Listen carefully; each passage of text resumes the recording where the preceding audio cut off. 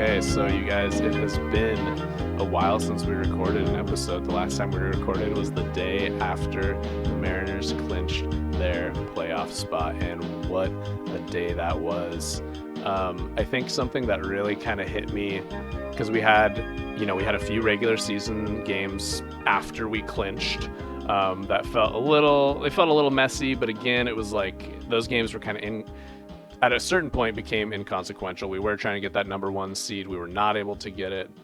Blue Jays clinched that one wild card seed, and so of course they ended up hosting the wild card. But basically, immediately after the regular season ended and that first wild card game was approaching, I started to feel the anxiety. Like the excitement of having clinched had kind of passed, and I was like, oh man, this is a new feeling. you know, like of course we've wanted to be in the wild card for us so long, but along with sorry, of course we wanted to be in the playoffs for so long, but along with being in the playoffs comes that increased anxiety, and the high stakes is a lot for a fan to handle, especially a fan that hasn't experienced that in 21 years. And man, when that first game rolled around, I was definitely on edge. Yeah, what did you do for the first game? Because you had to work, right? I did And you were have to able to black work. it out. I had to work. And so my plan was, okay, I'm going to go in airplane mode and I'm going to somehow watch a recording of the game afterwards. But that morning I kind of realized that MLB TV, it seemed, wasn't going to give me access to playoff games. So I didn't really know how it was going to work out, but it actually worked out really nicely. I happen to have my lunch break because my lunch break is kind of at different times every day, but I happen to have my lunch break like right when the first inning started. So I got to listen to the first inning of Wildcard Game 1 on my phone, and boy, howdy, was that a relief.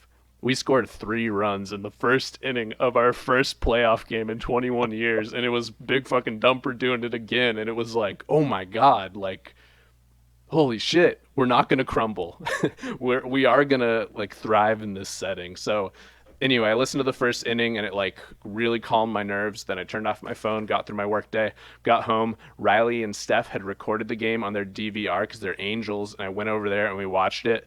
And I didn't know what how the game ended until like 4 hours after it had actually ended, and damn, was it sweet. We shut out the Blue Jays 4-0. What did you guys do for the Mariners' first playoff game in 21 years? I just put it on TV and watched it. And same as you, it was a huge relief that first inning. I think I actually didn't even turn it on until after all 3 runs had been scored, but still in the first. Damn. So I turned it on and I kind of like had to double take and then like check my phone too, in the MLB app, and just like kind of, I don't know, it was a weird feeling. But it was like a great way to start the playoffs for sure. Because with Alec Manoah pitching, it really was kind of nerve-wracking. Like I was comfortable with Castillo going for us, but I wasn't sure how much the offense would kick in right away. Yeah, so I was at the office and I was listening to it on the radio, which the radio broadcast is fantastic. In fact, I could almost argue that, at least in terms of like the commentators, you know, having the radio broadcast on versus like ESPN, there's advantages there. Um, like they actually like root for the Mariners, which is great. And then I watched or listened to the first few innings, and then realized I wasn't actually going to get that much work done, and walked down the block to Oli Tap Room, which I haven't really gone into before. But they had the game playing, and they also had outside seating, so you could drink a beer, pretend to do work, and also watch the game at the same time. And there's a bunch of like old timers from the retirement home that's like by Oli Tap Room downtown, and I was chatting with them, and they were reminiscing about just old school Mariners moments. So that was great. Hell yeah, that sounds fun. Ian, did you go to T-Mobile for the first game? No, I was gonna go to T-Mobile, but the smoke was just so bad those few days that I was like, I don't really want to be outdoors breathing that shit in. Damn. So I just ended up getting cable and watched it at home. It was awesome. Well, Okay. didn't you get Fubu TV and then like more recently you've realized that they don't have TBS, which is strange that they're playing the game on TBS. And maybe we should get into Yeah, I that. made light Like, of that yesterday. yeah, how crappy is it that not only is it really hard to watch the playoff games, but also the schedule is really bad for us West Coasters. The schedule's really bad, and they're playing it on how many different channels? Like, this is fucked up. Come on, MLB, figure the fuck out. This is just ridiculous. Yeah. Seriously, if you want people to get into your sport, make it easier to watch the playoffs, not harder. No, also like quit like, you know, having us take a day off and then like come to play the next day when like the Dodgers literally are playing 2 in a row on primetime TV. Yeah, It's just so stupid. Fuck the marketing system the MLB has like put upon us, man. yeah. What is the deal with the day on, day off schedule? It just doesn't make any sense to me. It doesn't make sense to the fans, man. Doesn't make sense. No, man. But I will say this. I'm really, really stoked. I found out that the Queen Anne Beer Hall is like literally the official like watch party for the entire playoffs. So like all the news people are there. It's like really where all the fans are gonna be at is the Queen Anne Beer Hall. Tight. Is that pretty close to you? It's literally down the street from my house. I Hell said it was yeah. a 7-minute walk and it literally was 2 minutes or less. Like it was awesome. Is Hell that where yeah. you're going like tomorrow, or is that where you'd previously gone? Oh yeah, I'm bringing my laptop there. Everybody had their laptop there, so everyone's just working and drinking beer. And I'm like, all right, I'm doing this tomorrow. This is gonna be awesome. I can't wait to bring an AED and do it live on a Zoom call in front of thousands of fans drinking beer. Yeah, every student I've had that I've talked to when I've had the game playing in the background, they literally don't care. I've even been watching the game when I've been doing it. Ian, do you make jokes about the cardiac kids and like people literally having heart attacks because of watching the Mariners? And then I think maybe having an AED in this bar that could be life saving. Yeah. So I was trying to get this lady yesterday to reschedule because I couldn't hear what the dude was saying, so I thought I was getting like a regular glass. No, I got a giant fucking glass stein, the biggest beer I've ever seen in my life. And I'm like, oh wow, that's a lot of beer. It was like $11. I was like, all right. The beer I got, I literally went up there and I was just like, I just want a beer that's just like Rainier, cheap, domestic, super light. And it's all I want. I don't want like something super hoppy or it's like 9%. The dude's like, oh, I got this. It's just pretty much like the same thing as Rainier. And I was like, yeah. And then he told me like the sizes. And I was like, that one sounds pretty good, I guess. And it was huge. Yeah, you're like, oh yeah, the boot. That seems like a reasonable amount of beer. It wasn't a boot. It was like a giant glass beer stein, like huge. So I had a drink. Surprisingly enough, I sobered up after the game and rode my bike to the office and did it. There you go, man. Yeah. But I was hanging out with this like really sweet old couple and just a bunch of people there. We were just like, just a love fest. I was hanging out. I talked to this dude who was sitting in front of me. He was like a delivery driver, delivered beer to that place, and it was just really sick. So the wild card series was phenomenal for us. We kicked ass the first game.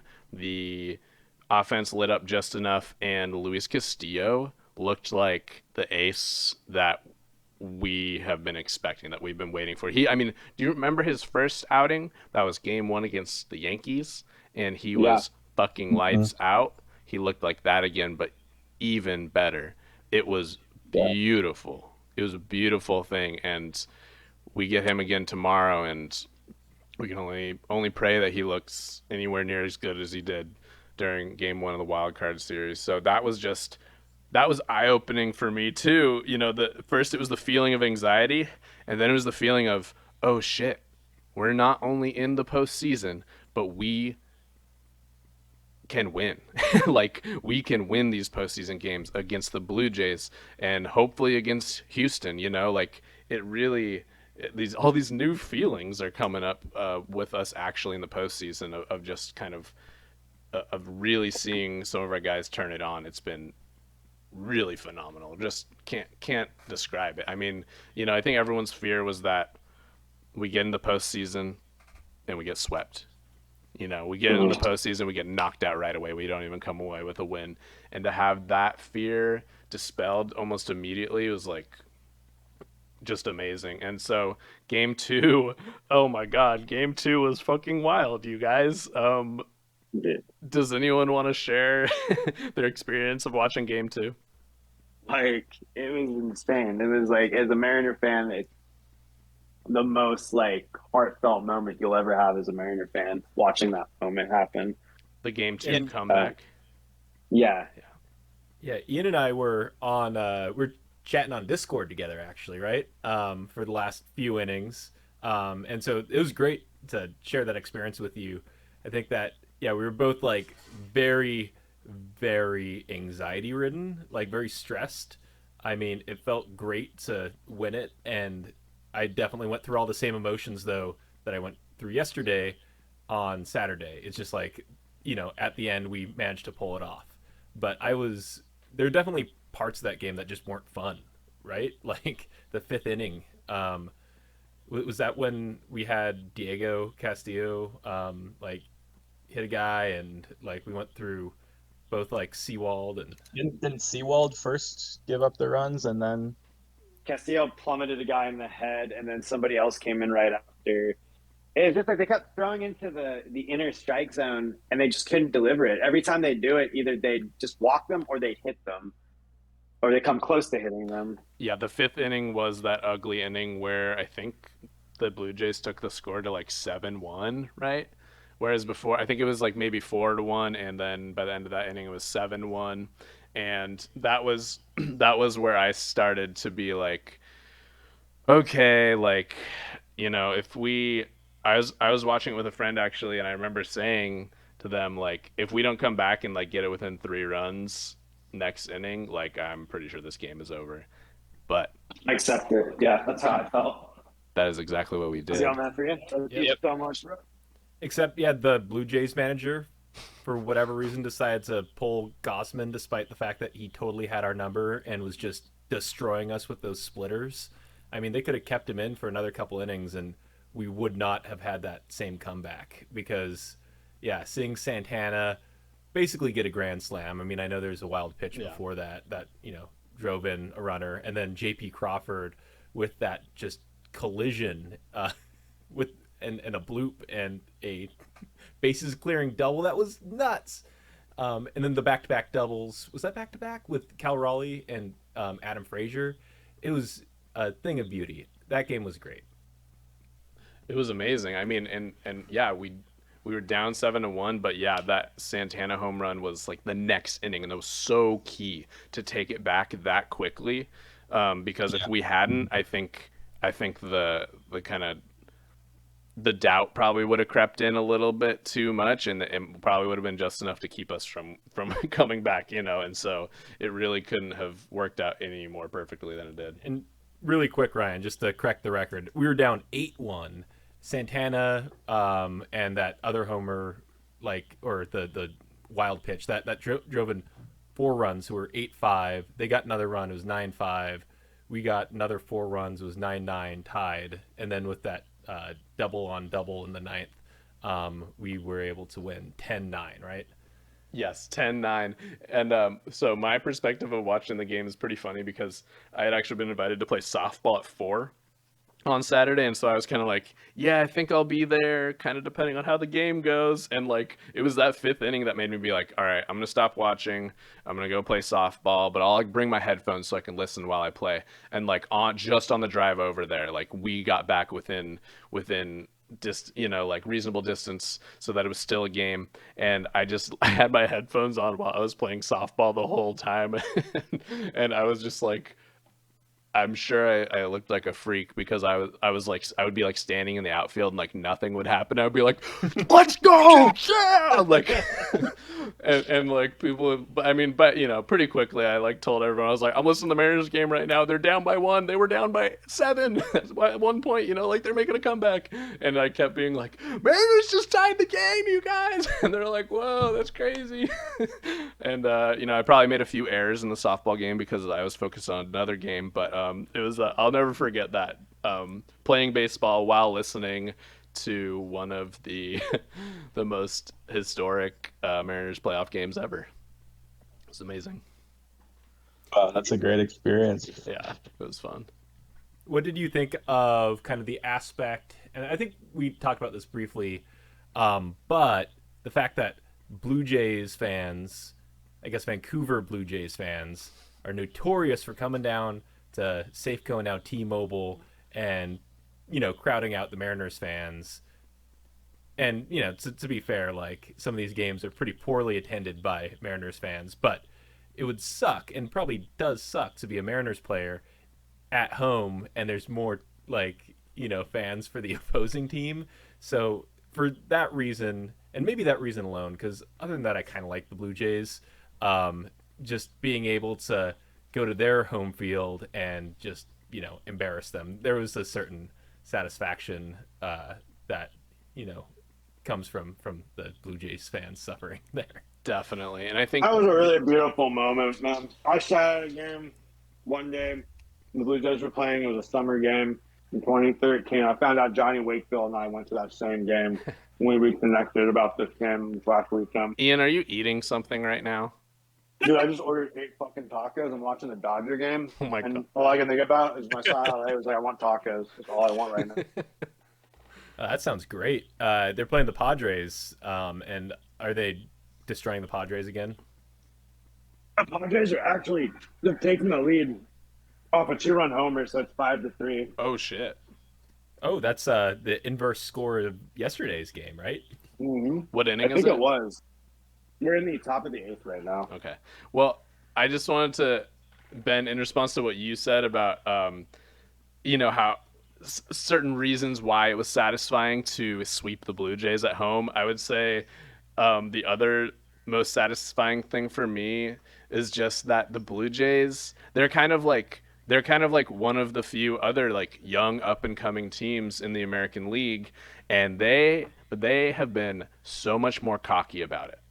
And just kind of, there's been a lot of statements from like Vlad Guerrero Jr., who honestly I like, but like just kind of things that he has said that is almost implying that there's no doubt in his mind or in their mind that they were gonna have this successful postseason run, and look what happened. So we were able to step up and not be cocky and just be the fucking Mariners and kick their ass.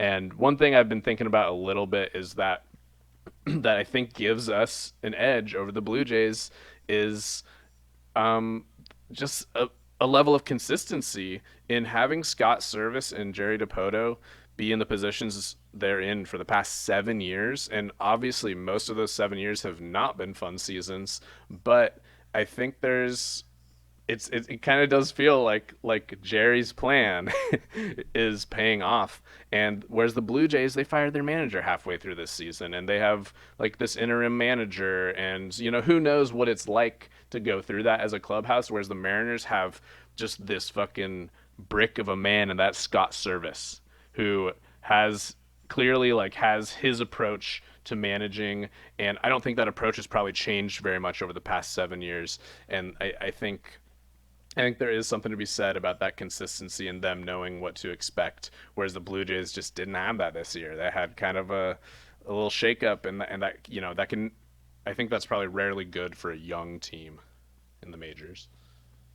Well, yeah, they lost their head coach. I mean, they're playing with a new manager since about halfway through the season. Yeah, exactly. So that's a huge shakeup.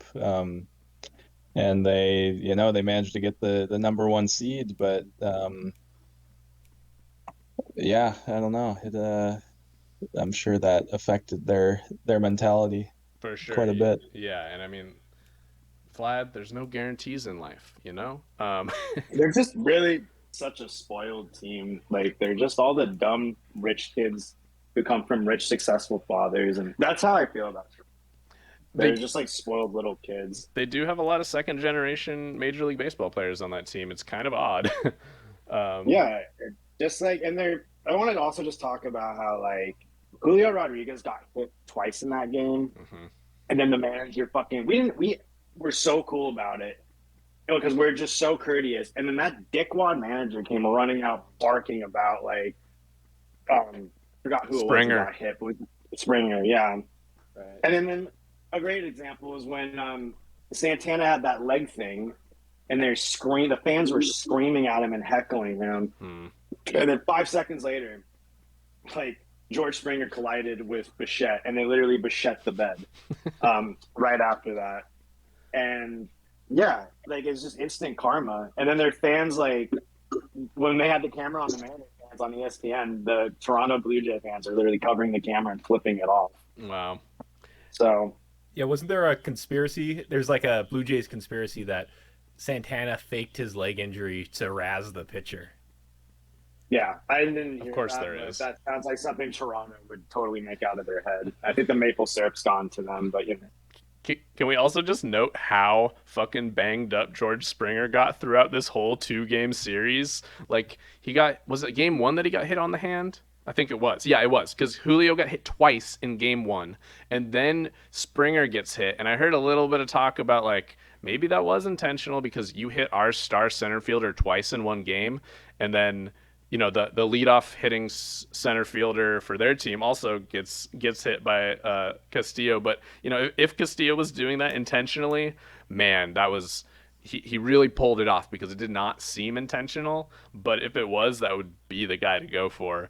And of course, it was, you know, it was harder to feel sympathy for someone who is on the cheating Astros team like Springer was. You. And so Thank really, you. you know, like, I don't want to see guys get hurt in a bad way, but like, I gotta say, it was pretty funny to watch Springer get hit in the hand and then have like 2 weird outfield things. He like ran into the wall or something and then just got pummeled by Bo Bichette while giving up the lead in the exact same instant. It was, Yeah.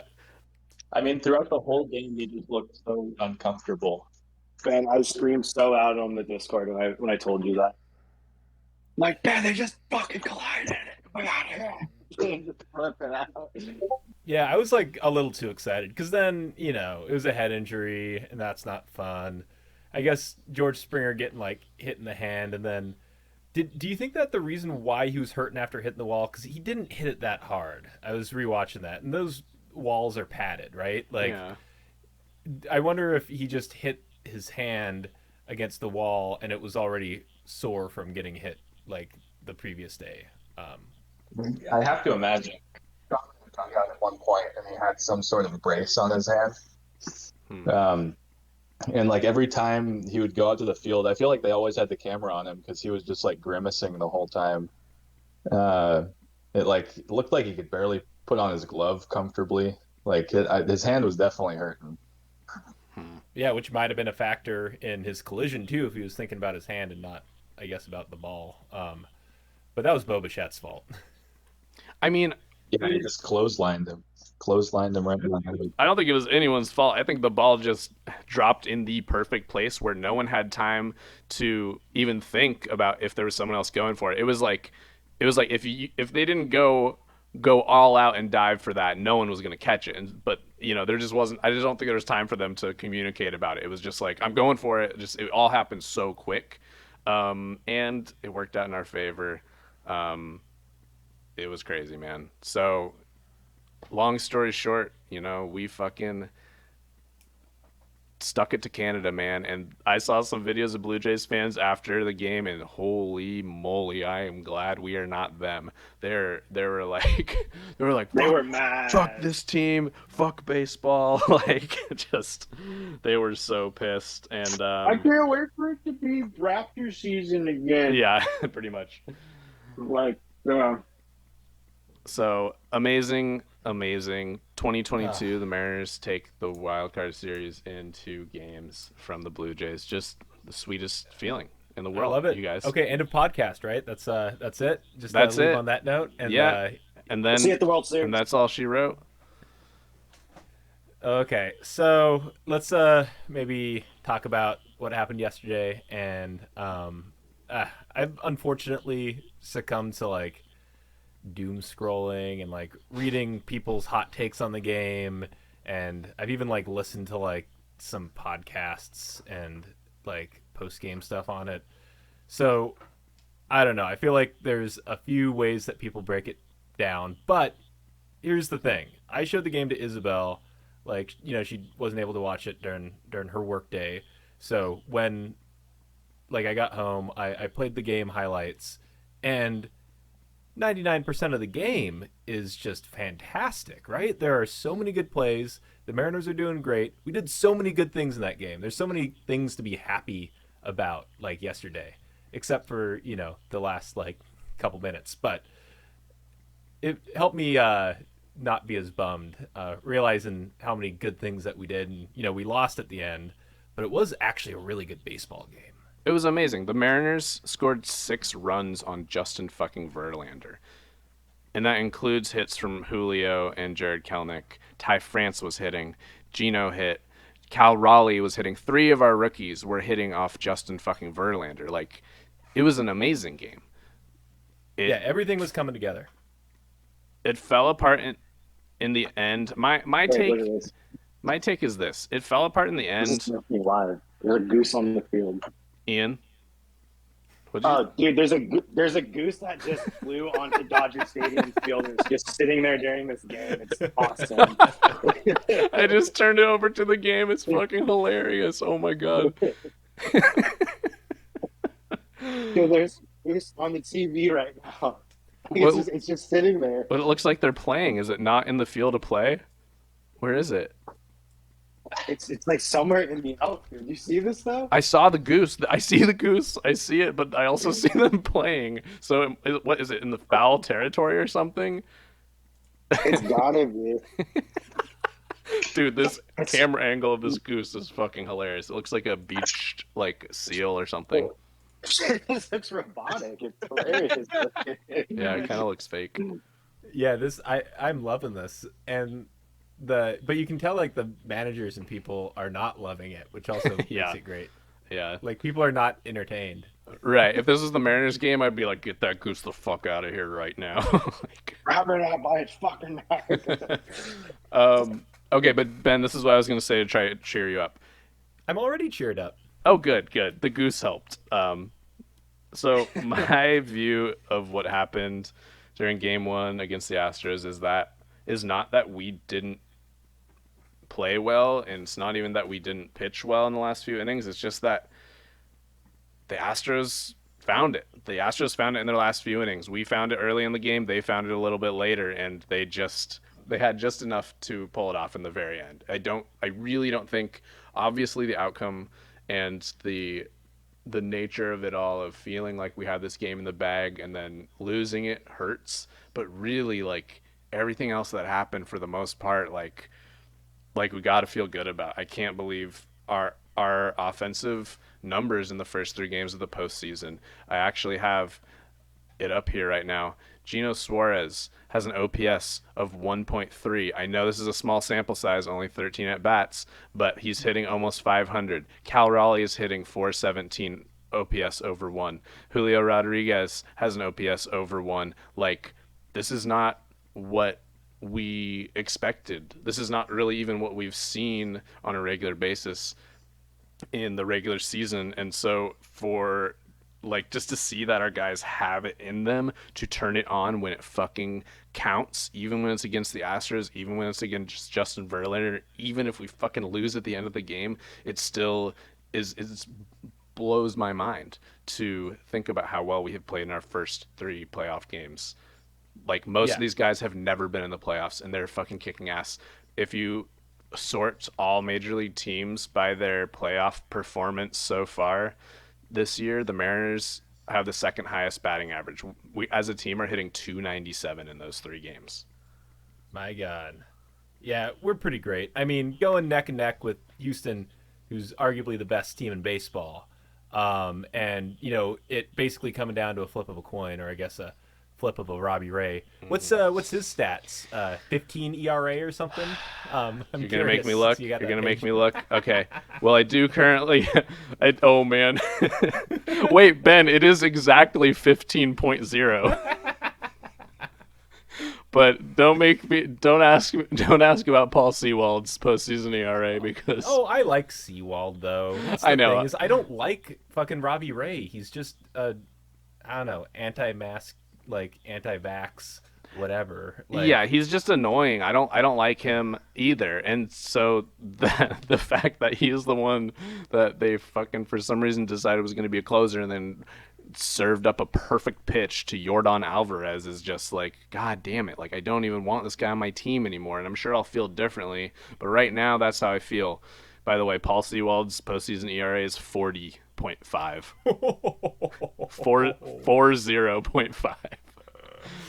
40.5. I'm really curious. Dusty Baker and Alvarez were looking at on that before, like, he went to bat. Because, like, literally, he ran up, and the whole team ran up.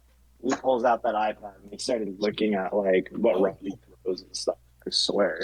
No, they did. I mean, I think Alvarez was talking about that, how he saw that Robbie was, like, you know, starting to pitch, and so he basically was able to fire up an iPad and looked at, you know, the last few matchups with Robbie and figured out what he was going to do and just fucking crushed it. I mean, Yordan Alvarez is a very good baseball player, and he does his research. You know, just like how Robbie Ray does his own research and decides to not get vaxxed, right? Yeah, that's why and that's why I feel like not so bad about like the loss yesterday is because Alvarez would have done that to any team because he's just insanely good. Yeah. I want to say this though. Last season, there was an interview with Dusty Baker after they had like clinched to go to the World Series, and he talked about this story about how when he was a kid, he was climbing a tree and got stuck up there, and he's like, "Oh my god, I'm trapped! I don't want to get down." And he starts screaming for his dad, and his dad was like, "Hey, you got yourself up there. You figure out how to get down," and he did. And he said he used that method with his pitchers. Like, I just want them to figure out how to like you figure it out and figure out their strike zone, put them in that pressure. You know, they got where they're at. Let them figure out. Like, get them out of a jam. Yeah, I remember that interview. They should have done that with Sewald. I mean, hey, I honestly believe that he could have turned it around, and he just needed to find a strike zone, and he should have been given a chance to like. Yep. And people are saying they should have intentionally walked Yordan Alvarez. I'm going to go a step further. Walk Alvarez, walk Bregman, walk in a run. We're still ahead. And then all you got to do to win the freaking ball game, right, is get out, what's his name, who's also good. But they're all good. Yeah, I mean, I think the intentional walk was. I heard Scott say it earlier. So the intentional walk was off the table because it would have puts on the tying run, and so that's why they didn't do it. But yeah, I think I agree that Ian, they should have let Paul Sewald out there because if they take him out there, what confidence is he going to have moving forward in the postseason now? It's going to be really hard for him to find that confidence. And if they leave him in there for that last at bat against, Yordan Alvarez and he gets out of it, then one, we have a fucking win, obviously, but then Paul Sewald can feel like Paul Sewald again moving forward. And now we just have Paul Sewald and Robbie Ray as huge question marks of like, do we even want to see these guys at any other point in the postseason? I'm sure we will, but it's just, I agree. And I think he should have left Paul Sewald in because he didn't do terribly. He did not do terribly. He got a couple outs, right? He got 2 outs. Exactly. And And another thing I heard that got talked about was the fact that we have Swanson in the bullpen, and he is, like our only hole in the bullpen, and it hasn't really hurt us this season, is that we don't have a lefty to come out of the bullpen. And Swanson has been the pitcher, our righty, who is in effect our lefty specialist. And I got to imagine that he feels, a little less confident not being called on to come in that scenario. I've been waiting to see Swanson because he is a guy that they've brought out in these high leverage situations all season, and we haven't seen him yet. And that really is the thing. It's like, why not leave Paul? We saw him in Toronto, right? For like an inning. I remember like him pitching in Toronto for an inning. Swanson? I don't think he's pitched. He was pitching. Like he was warming up. Oh, well, I don't know if he actually pitched. I'd be curious because just from reading things online, people have reiterated, I guess, like the fact that we haven't seen Swanson yet in the postseason. Now, I don't know. Do you think that I guess Service is thinking, hey, here are the people who've already pitched, therefore we know that they're not just going to completely freeze up deer in headlights postseason under pressure. I mean, they're all major league pitchers. I mean, just because you haven't pitched in the postseason yet doesn't mean that you'll completely collapse there, right? Yeah, that can't be the approach forever, because then you just end up using the same three guys for the whole run, and that's just not sustainable. That can't be the approach, can it? I don't know. I mean, I could see one thought process being, let's keep this person available for another situation, and that way they haven't seen him in the next situation. Because this is game one, Yeah. Like you expect to get that final out. I mean, obviously with Alvarez at bat, it's like very scary. But you're up by 2 with 2 outs, and you're expecting not one swing to lose the game for you. If anything, maybe you expect, a couple things to happen to do that, but that's a pretty extreme turnaround in that amount of time. Well, because Sewald got 2 outs fairly easily. He walked a guy, and then he was really fairly easily. Okay, well, whatever. Maybe not fairly easily because he was. But he did it though. Yeah. I guess that's true. I just, he got Altuve out on strikes. I mean, that was. Yeah. I was definitely sweating in that, but I was feeling good. Yeah, I was just feeling good, and then there's the walk, and then it was full count on Pena, right? Yeah, and Pena gets the double, or not double, but it was a single, and yikes. I mean, Sewell is also. It's unfortunate that he struggled with the bottom of the lineup like he did. Because he hits the pinch hitter.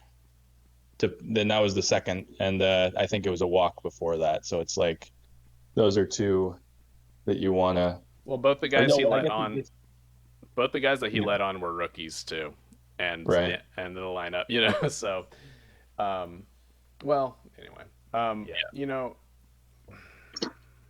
it's tough, you guys. That inning really hurt, but again, it's game 1, and it's best of 5.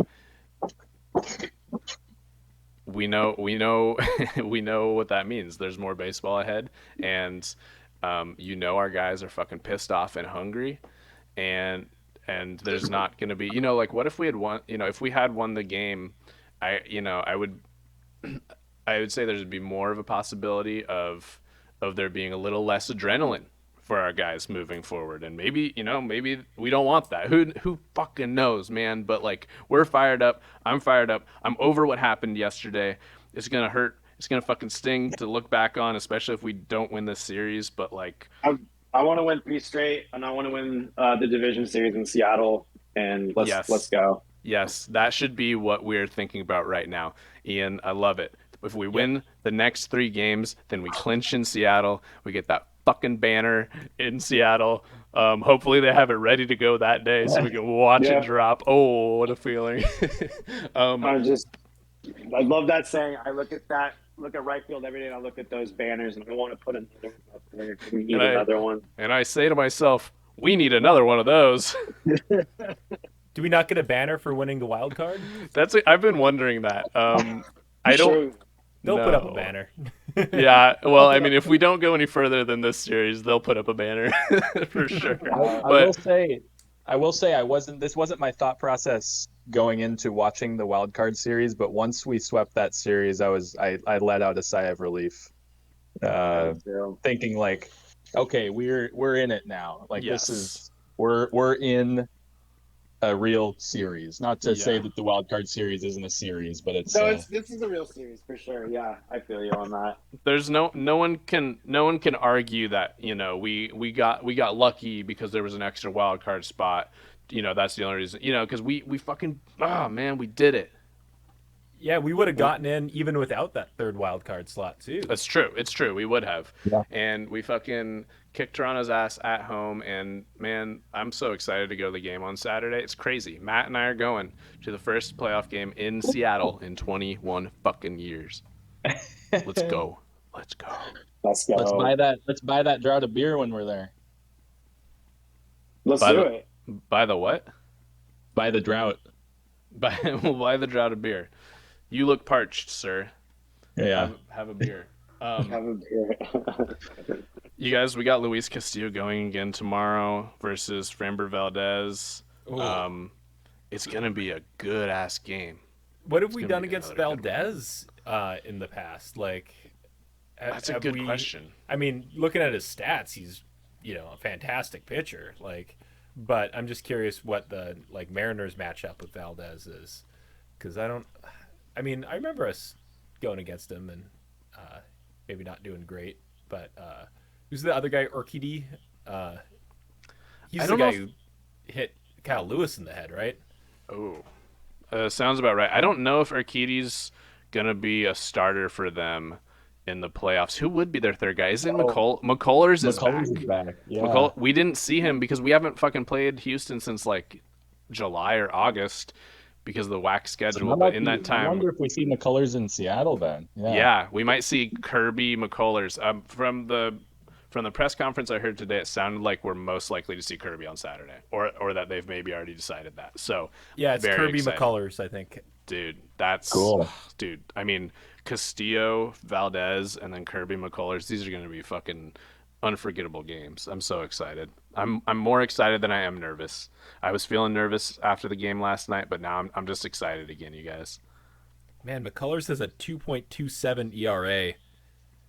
Yeah, he also only pitched like half the year, Yeah. I think. But yeah, he's He's good. only Every pitched, one of their starters. I think every Houston starter has an ERA under 3, which is fucking insane. Yeah, that's Insane. weird. Looks like So- Luis Castillo has an ERA just barely under 3. He's at Yeah. 2.99. 2.99. But man, we saw what he can do when the postseason juices are flowing, and I think he's going to keep doing it. He's Oh gonna man, keep I would doing it. hope, because I mean, don't forget that wasn't Luis Castillo pitching during that collapse against the Royals several Maybe. Sundays back. Maybe.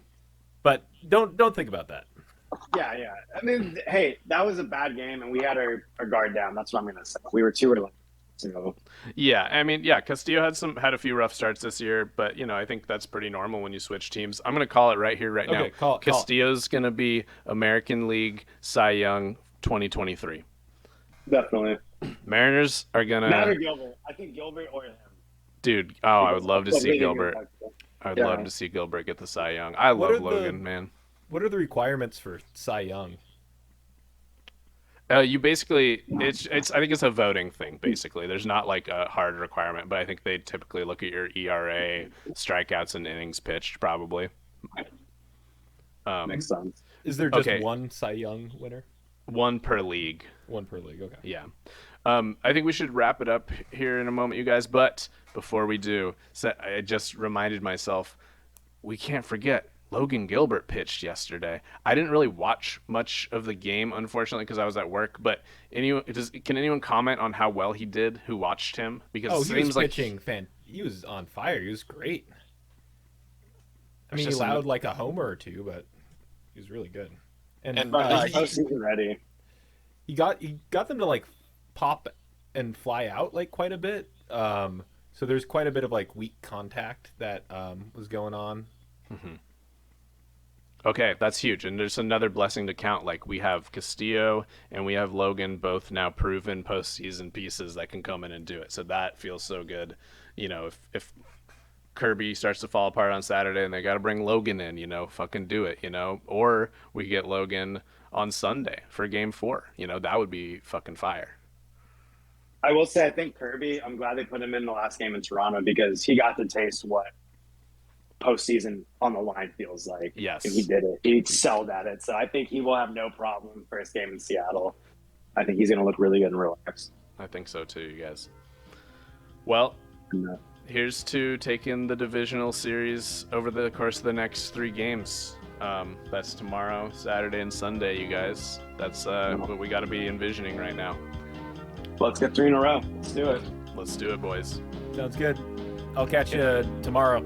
Yeah, you guys, I'll be flying into Seattle. Can't wait to see you guys. Can't wait to see the Mariners do their fucking thing at home, baby. This is gonna be sweet. Let's fucking go. Let's go. Yes. All right, you guys. I'll talk to you soon. All right, bye. All right. Bye. Bye, you guys. I was raised in a northern town. Me and the boys were jamming it up, playing rock and roll music when the sun goes down. Country music was a different world. Long before they found the beat and said goodbye to old Lester and Earl. Back when time was on our side,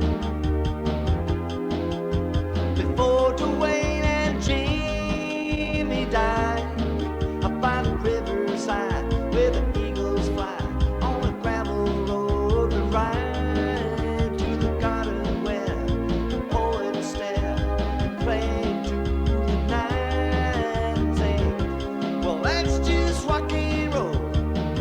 Yeah, but those are country boys playing rock and roll on a country road. I never really knew the girls I applied. I never took the time to see behind the door where the secrets lie. She was all alone, it seemed. She never really had the chance to catch and hold on to a dream. Up the mountain road we ride, away from all our fears we hide, by a canyon creek where the waters speak. We dream into the night as the time goes on. The dream is one, the song becomes the light. And she says, well, that's just rock and roll. I say, yeah, but those are country boys playing rock and roll on country road.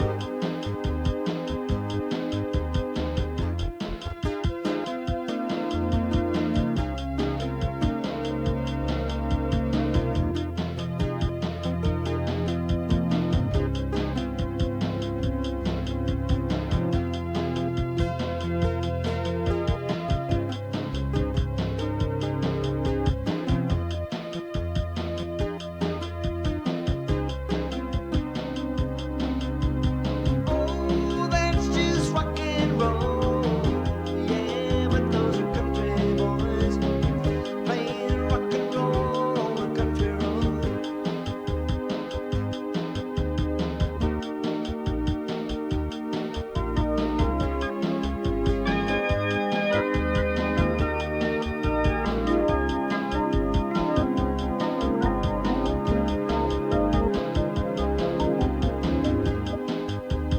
I was raised in a northern town.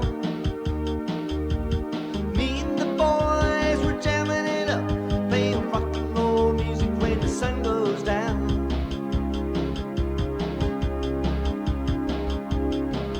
By the riverside where the eagles fly,